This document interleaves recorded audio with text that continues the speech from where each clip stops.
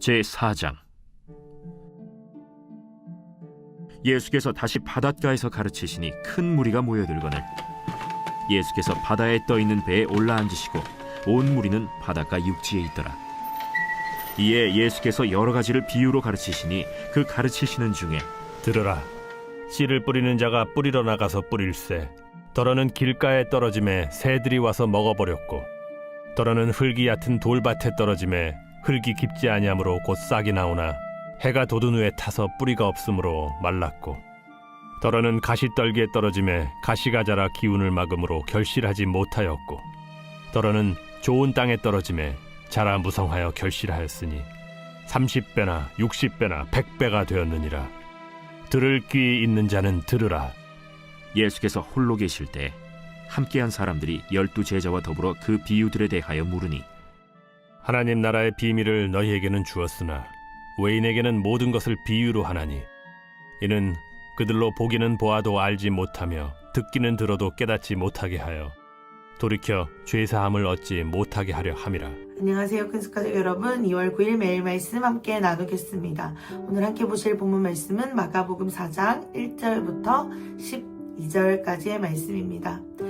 오늘 본문은 우리가 잘 알고 있는 씨 뿌리는 자의 비유에 관한 말씀인데요. 1절부터 함께 보시면서 하나님이 주시고자 하는 은혜가 무엇인지 함께 나눠보도록 하겠습니다. 제가 1절을 읽겠습니다. 예수께서 다시 바닷가에서 가르치시니 큰 무리가 모여들거든 예수께서 바다에 떠있는 배에 올라앉으시고 온 무리는 바닷가 육지에 있더라. 아멘. 예수님은 다시 무리 앞에 서셨습니다.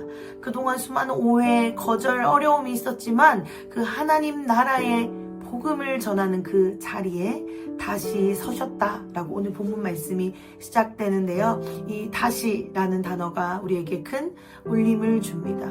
예수님이 그 삶의 어려움 순간에도 하나님 나라의 복음 증거를 포기치 않고 다시 그 자리에 서셨던 것처럼 오늘 이 말씀을 듣는 우리도 오늘 하루의 삶 속에서 다시 서야 할 그 자리에 온전히 서는 하루가 되면 좋겠습니다.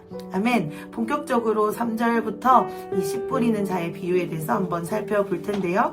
3절 제가 한번 읽어보고 말씀을 나누겠습니다.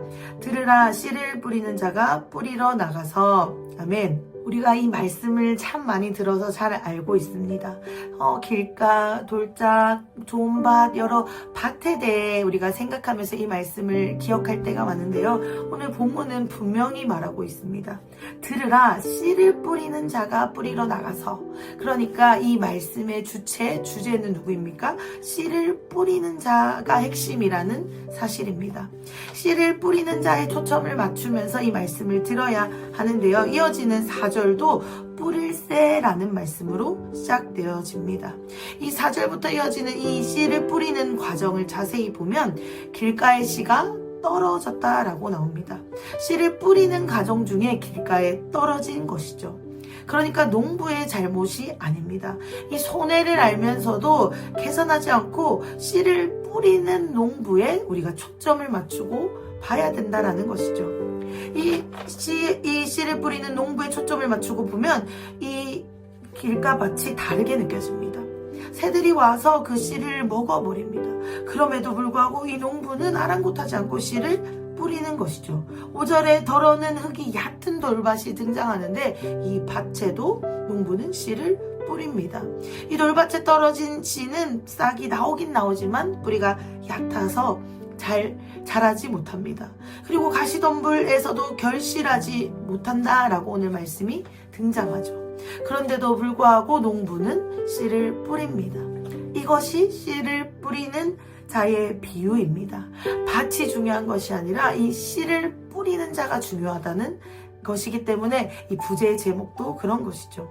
오늘 이 말씀은 복음이 증거되고 있는 방식을 비유적으로 보여줍니다. 이 농부가 손해를 알면서도 계산하지 않고 계속해서 씨를 뿌리는 것이 하나님이 우리에게 복음을 증거해 주시고 있는 방법입니다. 그래서 누군가는 복음을 받아들이기도 하고 누군가는 복음을 받아들이지 않기도 하지만 그럼에도 불구하고 하나님 나라의 이 비밀을 계속해서 전하고 있는 예수님의 삶이 오늘 이 비유의 증거이기도 합니다. 이어지는 8절 말씀을 보면 더러는 좋은 땅이 떨어짐에 자라 무성하여 결실하였으니 30배나 60배나 100배가 되었느니라 하시고 라는 말씀으로 이어집니다. 이제 좋은 땅에는 열매가 맺어지고 그 열매가 30배나 60배나 100배나 맺어졌다라고 말하고 있습니다. 농부의 열심이 계속해서 씨를 뿌렸기 때문에 열매를 맺게 된 것입니다. 그런데 우리가 이 땅에 초점을 맞추면 내가 좋은 땅이 되면, 내가 착한 일을 많이 하면, 내가 선한 일을 많이 하면 좋은 땅이 돼서 열매를 맺을 수 있다라고 오해할 수 있습니다. 그렇지만 제가 반복해서 말씀드리는 것처럼 이것은 땅에 포커스가 있는 것이 아니라 씨를 뿌리는 자에게 포커스가 맞춰져 있습니다. 땅이 스스로 좋은 땅이 될 수 없습니다. 노력하면 좋은 밭이 될 수 있는 것이 아닙니다. 내가 착해서 좋은 밭이 되는 것도 아닙니다. 이 농부의 열심이, 농부의 그 끝없는 열심이 이 좋은 밭에 좋은 열매를 맺게 된 것이죠. 농부에게 이 땅이 들여졌을 때 은혜로 이 땅에서 귀한 열매가 맺어진 것입니다.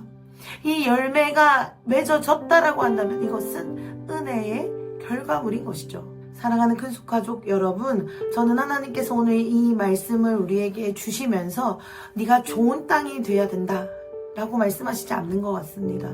너는 어떤 땅이냐? 너는 길가 땅이다. 너는 돌짝밭이다. 너는 가시덤불의 땅과 같다 라고 정죄하기 위함도 아니라 생각됩니다.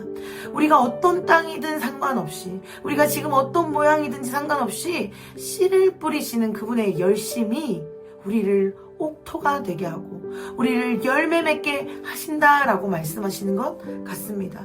혹시 이미 우리의 삶에 이 30배, 60배, 100배와 같은 열매가 맺어지고 있다면 그것이 우리의 노력이나 우리의 열심이나 우리의 실력 때문이 아니라 끝없이 열심으로 씨를 뿌리시는 그 하나님의 열심의 은혜의 결과다라고 말씀해 주시는 것과 같습니다.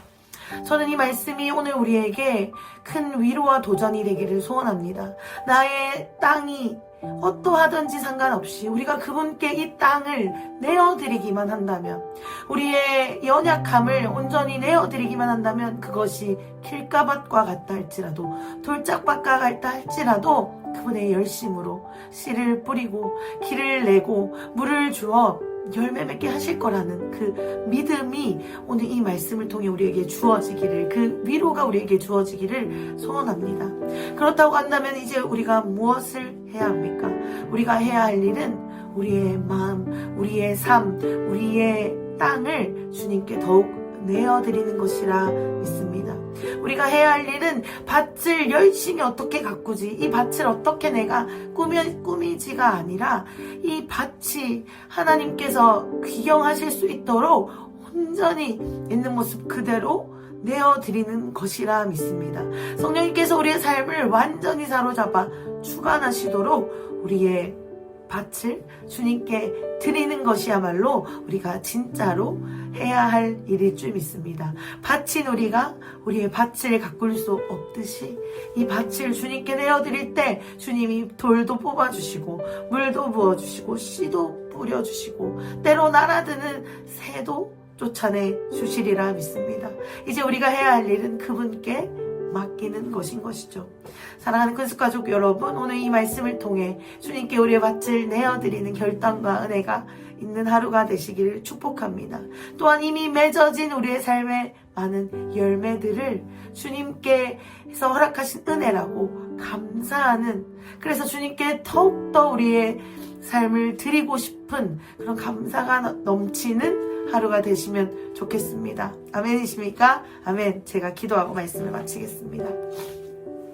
하나님 감사합니다. 우리의 삶이 정말로 길가밭 같고 돌짝밭 같고 가시덤불 같은 밭임에도 불구하고 하나님 우리에게 포기치 않으시고 계속해서 씨를 뿌려주신 그 은혜가 오늘 우리를 있게 했습니다. 그래서 오늘 우리가 여기까지 왔습니다. 그 은혜를 인하여 감사드립니다. 하나님 우리의 삶에 정말로 연약한 투성이지만 그럼에도 불구하고 주님이 베풀어주신 은혜 때문에 또한 우리의 삶의 열매들을 보고 살아내고 있습니다. 하나님 너무너무 감사합니다. 모든 것이 주님의 은혜입니다. 하나님 우리가 해야 할 할 일이 있다면 우리를 열매 맺게 하시는 주님께 우리의 밭을 더욱더 내어드리는 것입니다. 부끄러워하지 않고 숨기지 않고 포장하지 않고 있는 모습 그대로 주님께 내어드리는 것이라 믿습니다. 주님, 우리의 밭을 귀경하여 주십시오. 우리를 열매 맺는 삶으로 인도하여 주십시오. 우리가 주님 앞에 우리의 것을 내어드릴 때 주님이 그렇게 일하길 원하시는 분이심을 믿습니다. 하나님의 열심이 오늘도 우리의 삶을 간섭해 주시고 계심을 믿습니다. 그 열심을 믿으며 주님 앞에 오늘 우리의 삶을 다시 한번 내어드리오니 이 초라한 우리의 삶 가운데 우리의 삶을 귀경케 하시고 열매 맺게 하시는 그 주님의 은혜가 넘치도록 부어지게 하여 주십시오. 그래서 주님의 은혜로 하나님이 허락하신 그 열매를 누리는 하루, 그런 삶이 되어지게 인도하여 주시옵소서. 한 주간을 시작합니다. 이번 한 주 우리의 삶 가운데 여러 가지 어려움이 있겠지만 그 모든 상황 가운데 선하신 주님을 바라보며 주님께서 행하시는 일들을 기대하며 살아내는 한 주 되게 하여 주시옵소서. 그렇게 하실 주님을 찬양합니다. 예수님의 이름으로 기도드렸습니다. 아멘.